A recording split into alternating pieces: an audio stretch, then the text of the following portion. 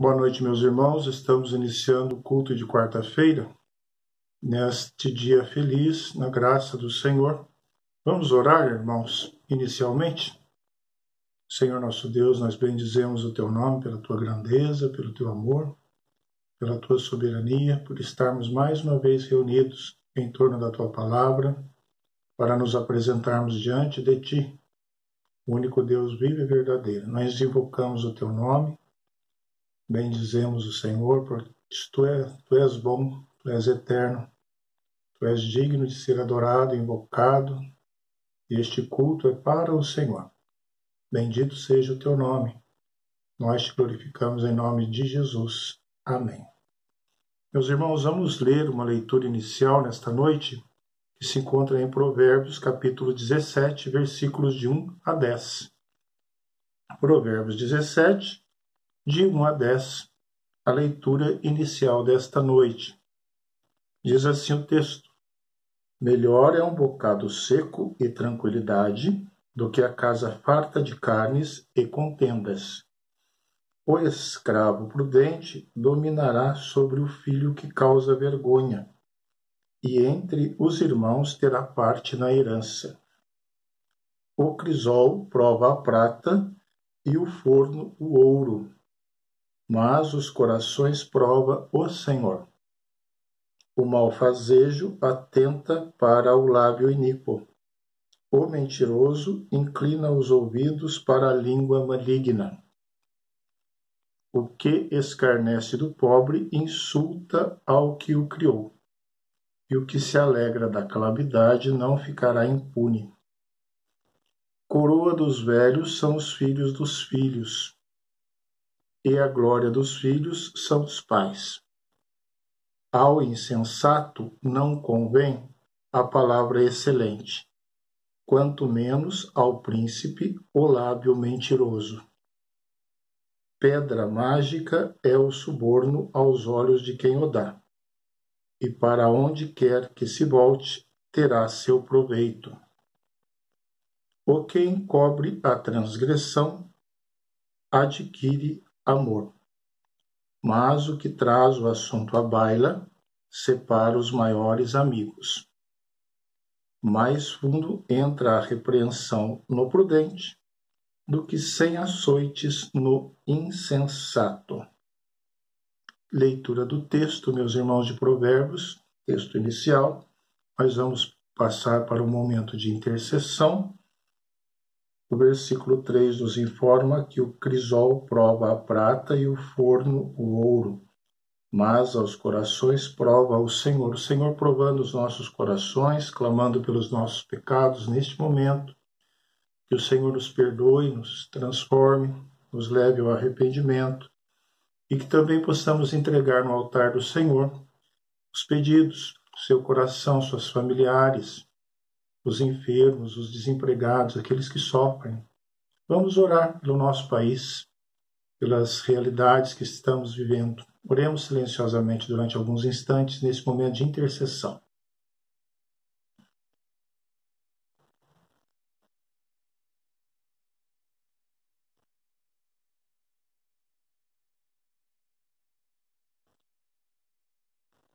Louvado seja o Teu nome, Senhor, por esta noite. Bendito o Teu nome pelos nossos irmãos que estão unidos ao redor do nome de Jesus Cristo. Senhor, no sangue de Cristo, perdoa os nossos pecados, nos purifique, nos lave. Somos falhos, transgressores. Constantemente entristecemos o Teu Espírito. Tenha misericórdia de nós, nos perdoe. Ó Deus, por misericórdia também, olhe pelas nossas necessidades, pelas nossas enfermidades, lutas, aflições. Passamos por aflições. Quantos irmãos desempregados, quantos agora internados, quantos sendo tratados em casa, com problemas de saúde. Tenha misericórdia, Tu que és poderoso para curar.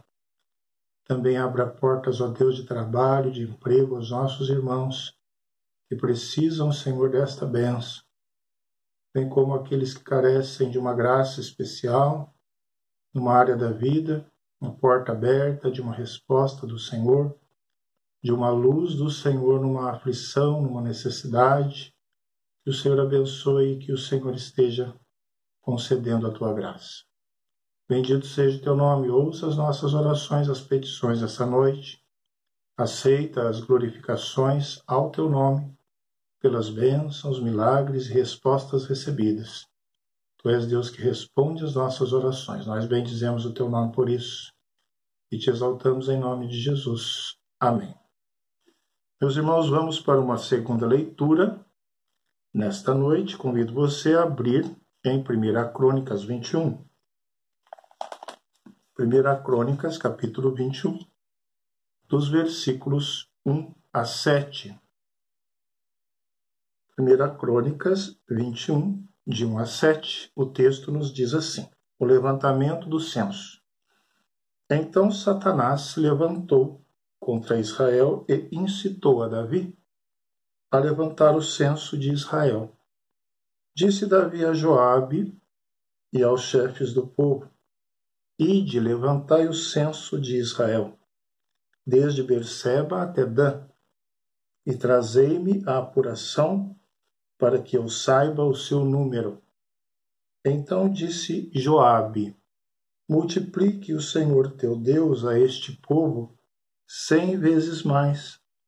Porventura, ó rei meu senhor, não são todos servos de meu senhor? Por que requer isso o meu senhor? Por que trazer assim culpa sobre Israel? Porém a palavra do rei prevaleceu contra Joabe, pelo que saiu Joabe e percorreu todo o Israel. Então voltou para Jerusalém. Deu Joabe a Davi o recenseamento do povo. Havia em Israel 1.100.000 homens que puxavam da espada, e em Judá eram 470.000 homens que puxavam da espada. Porém, os de Levi e Benjamim não foram contados entre eles, porque a ordem do rei foi abominável a Joabe. Texto lido, meus irmãos, para a nossa meditação nesta noite. E nós vamos agora orar mais uma vez ao Senhor. Bendito o teu nome, Senhor, pela tua palavra santa, viva e verdadeira.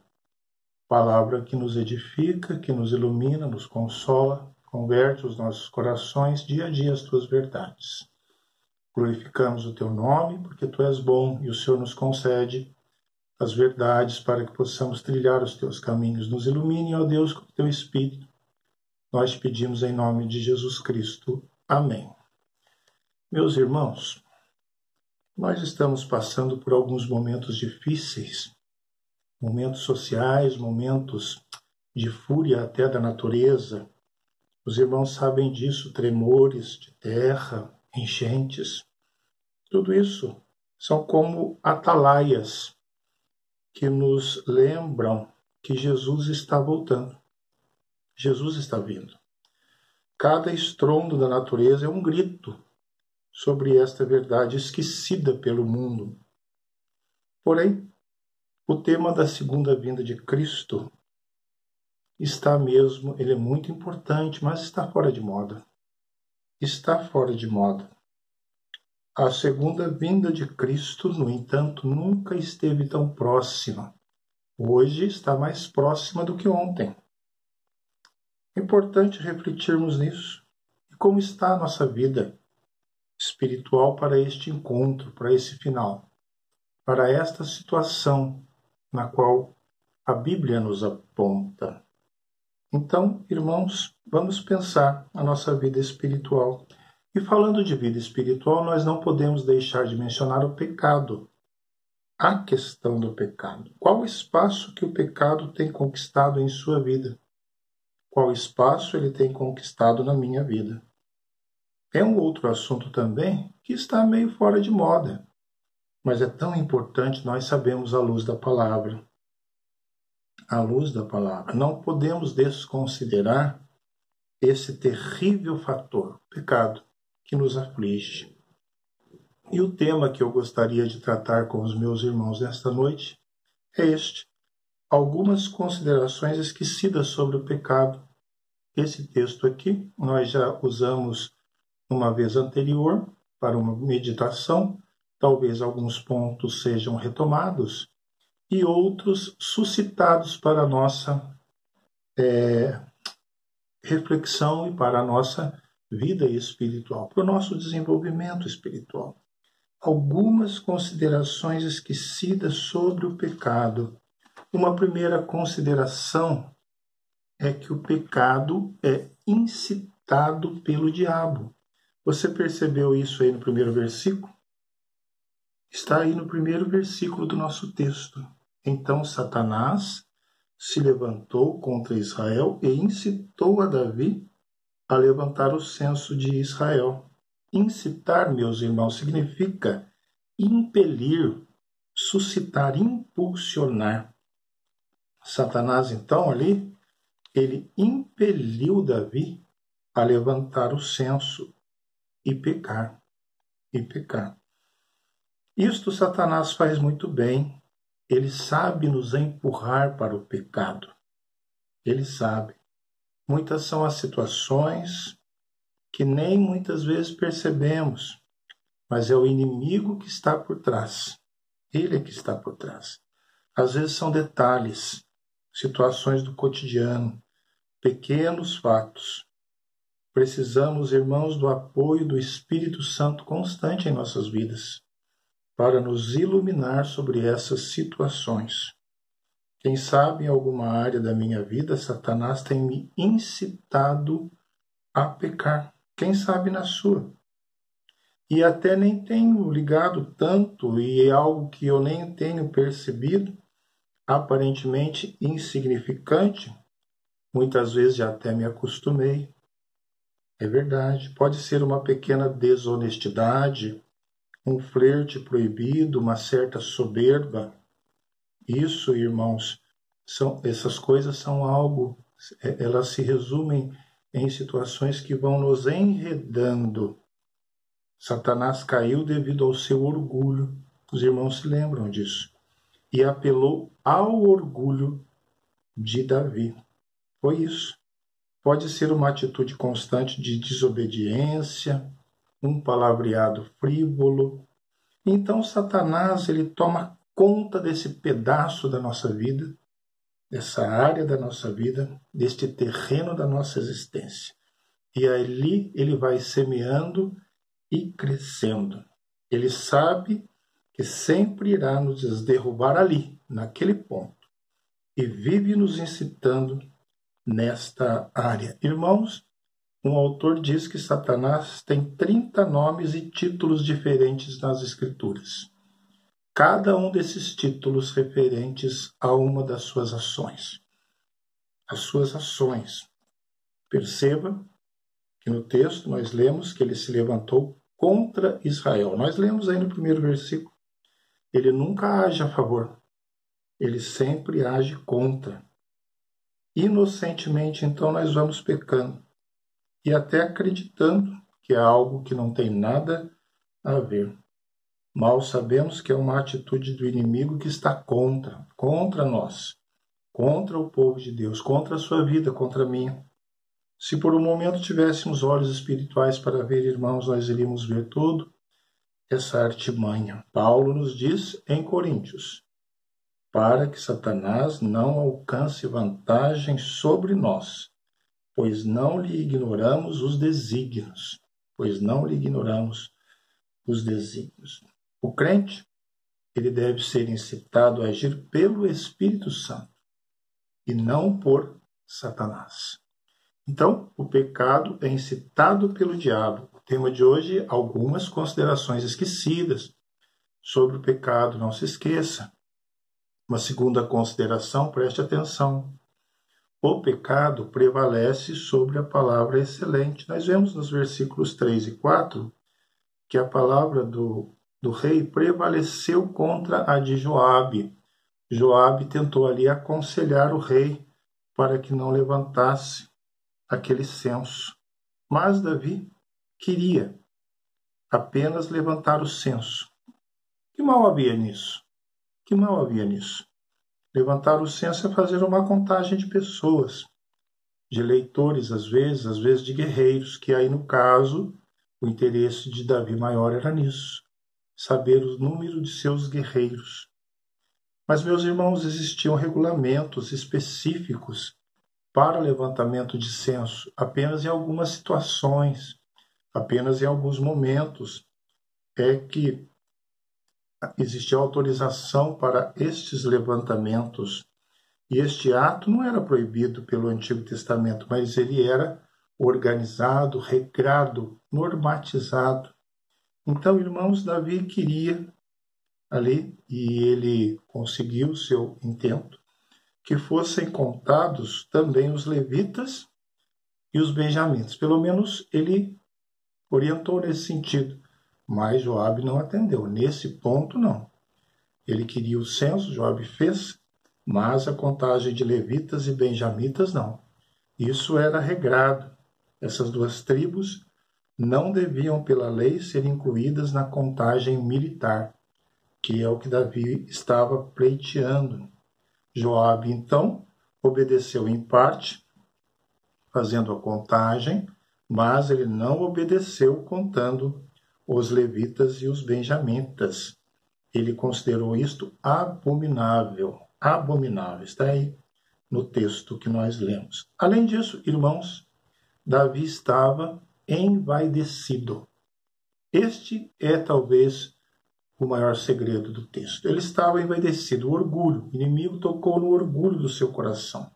Ele havia conquistado, tendo conquistas militares recentes, e o seu coração estava envaidecido. Ah, irmãos, o orgulho, a vaidade humana. Que traiçoeira, que traiçoeira. Precisamos pensar sobre isso e cuidar disso no nosso coração. Davi queria saber o seu poderio militar, uma indicação de dependência do poder humano, não do poder divino, mas do poder humano. Joabe argumentou, insistiu, Joabe falou e alertou, o texto nos mostra. Joabe, então, ofereceu a palavra excelente. Ele ofereceu a palavra excelente.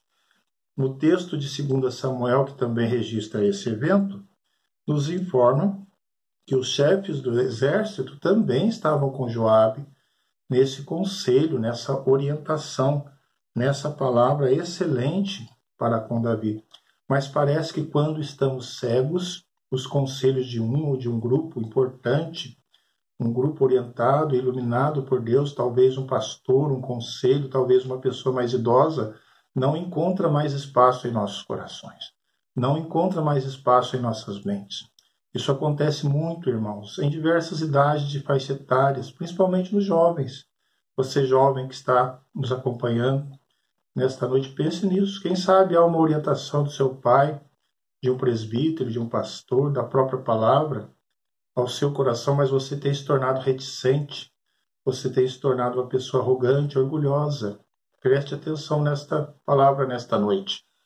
Davi não ouviu a palavra de Joabe, nem dos chefes do exército. Isso vale também para todos nós, mesmo mais maduros, irmãos, mesmo mais maduros.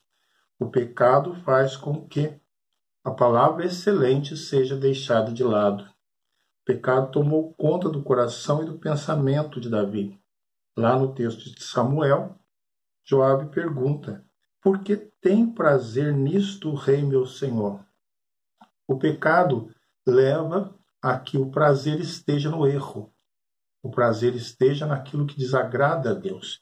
É a pergunta de Joabe a Davi: por que tem prazer nisto o rei meu senhor? Então, irmãos, vamos pensar. O pecado prevalece sobre o bom conselho nestes momentos. Isso é triste. Isso traz consequências. Veja que Joabe estava prevendo a desgraça. No versículo 3 ele diz: por que trazer culpa sobre Israel? Por que fazer isso, Davi? E trazer culpa sobre Israel? Quantas vezes Deus e as pessoas nos insistem, falam, alertam, nos aconselham, mas nós preferimos o pecado. Jogamos fora a palavra excelente. No texto que lemos em Provérbios, versículo 7 nos diz: ao insensato não convém a palavra excelente. Ao insensato não convém a palavra excelente. Não sejamos insensatos. Então, irmãos, dessa forma, o pecado prevalece sobre a boa palavra, sobre a palavra excelente. E nós não podemos deixar isso acontecer. Mas o pecado também, ele traz consequências. E nós vemos isso no texto. Primeiramente porque ele é loucura. Ninguém em sã consciência pensa em fazer loucura e não sofrer consequências. Não é verdade? Existem as consequências. Não nos iludamos. Cometer pecado é cometer loucura para com Deus. Não é qualquer coisa insignificante.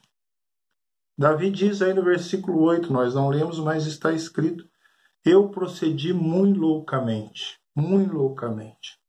Cuidado, não vamos minimizar o pecado e os seus efeitos. Ele é loucura. Davi começou a pensar e a ver isso. E ele disse: procedi muito loucamente. Quantas consequências o pecado traz? Ele também desagrada a Deus. Está aí no versículo 7. Engraçado que na nossa vida nós nos esforçamos para estarmos bem com tantas pessoas, com os nossos chefes, pessoas influentes. Não queremos desagradar ninguém. Mas para com Deus nós não nos preocupamos muito. Nós não somos pessoas preocupadas nesse sentido. Com quem manda, com quem pode, com o Todo-Poderoso, com o Senhor. Nós não ligamos se estamos desagradando ou não, se estamos entristecendo ou não. Nós precisamos estar diante do Senhor. E o Senhor tem que se agradar das nossas vidas. Nós não estamos preocupados se estamos ou não contrariando o nosso Deus. O versículo 7 diz que o pecado desagrada a Deus. Mas dentro deste tópico, que o pecado traz consequências, são várias apresentadas no texto, nós vemos que depois de consumado, ele não deixa boas opções. Depois de consumado, o pecado não deixa boas opções. Os versículos 9 a 12, os irmãos depois podem continuar a leitura e já conhecem pelo texto, né? O texto é conhecido. 3 coisas foram oferecidas a Davi. E Deus disse: escolhe o que queres. Deus já tinha perdoado Davi, mas as consequências vieram, elas chegaram. E ali no versículo 14 nós vemos que Deus enviou a peste e morreram 70.000 homens. 70.000 homens. O pecado traz consequências. Situações e realidades esquecidas sobre o pecado. Como nós esquecemos desse detalhe, que o pecado traz consequências. Não é uma pequena, não. Não é uma média consequência, é uma angústia grande. Tanto que no versículo 13, Davi disse: estou em grande angústia. Grande angústia. Quem sabe eu estou vivendo um período de grande angústia. Quem sabe você, uma fase de grande angústia. Quem sabe se o remédio certo não seria uma bela reconciliação com Deus. Hora de reconciliação, hora de restauração espiritual. A grande angústia pode ser um trampolim para nos aproximarmos novamente do Senhor. Davi estava ali diante de grande angústia, diante dessas consequências do pecado. O pecado sempre traz consequências, meus irmãos. Não vamos nos esquecer disso.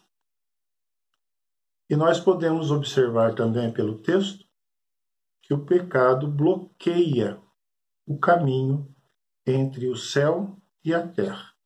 No versículo 16 nós lemos: viu o anjo do Senhor que estava entre a terra e o céu, com a espada ali, isso está aí no versículo 16, desembainhada na mão, estendida contra Jerusalém. É o que nós lemos aí no versículo 16. Sabe, irmãos, muitas vezes as catástrofes bloqueiam as estradas e as pessoas ficam ilhadas. Nesse período de enchentes, você percebe muito bem isso. Deve ser uma situação desesperadora. Quem enfrentou de ficar ilhado sem comunicação. Já pensou nisso?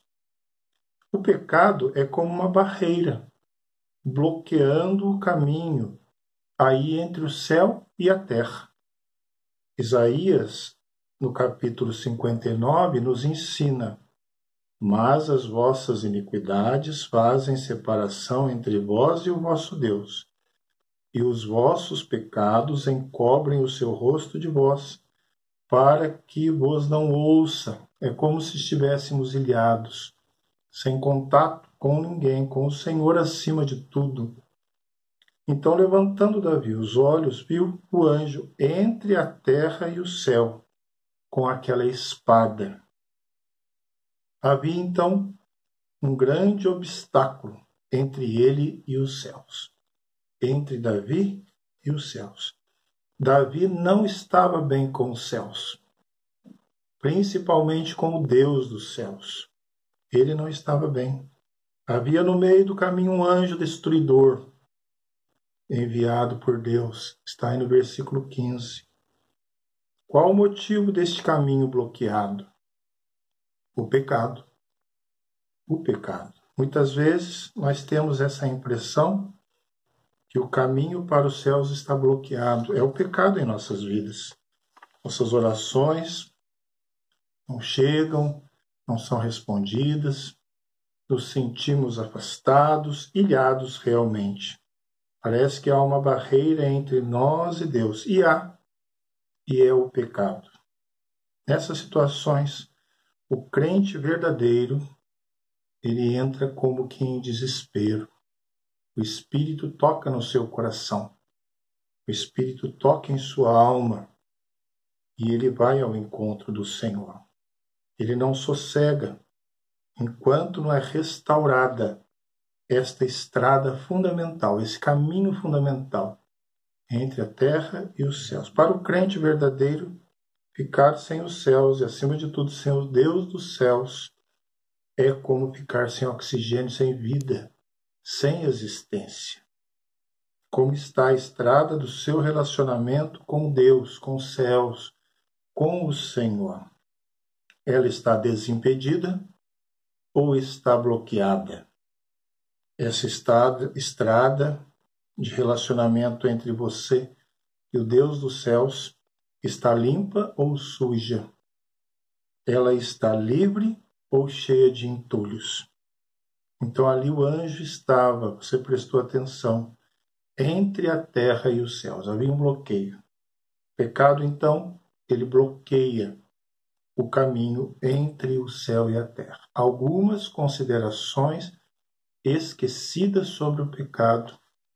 O tema desta noite para a nossa meditação na palavra do Senhor. Irmãos, palavra importante, palavra aos nossos corações, palavra de Deus para as nossas vidas. Então, queridos, nós vimos na introdução da nossa mensagem que estamos vivendo situações que estão apontando a vinda de Jesus, o fim dos tempos. Nós temos tantas situações, questões sociais, guerras, terremotos, fomes, enchentes, tragédias, tudo isso previsto na palavra, tudo isso indicado na verdade absoluta da Bíblia. E nós sabemos que tudo isso aponta para a realidade da volta de Jesus. O mundo está caminhando, sim, para o seu final. Jesus está voltando. E aí, como está a minha vida espiritual? Como está a sua? Bem ou mal? Seu coração está cheio de Deus ou cheio de pecado? E o meu? Precisamos, então, aproveitar essa palavra santa do Senhor. Se estivermos cheios de pecado, lembremos, meus irmãos, da mensagem de hoje. Coisas esquecidas sobre o pecado, verdades esquecidas sobre o pecado que o texto nos aponta. O pecado é incitado pelo diabo. O pecado prevalece sobre a palavra excelente. O pecado traz consequências, nós vimos. e o pecado bloqueia o caminho entre o céu e a terra. Que Deus os abençoe e nos dê sempre a luz do Senhor na nossa caminhada da fé. Em nome de Jesus Cristo. Amém.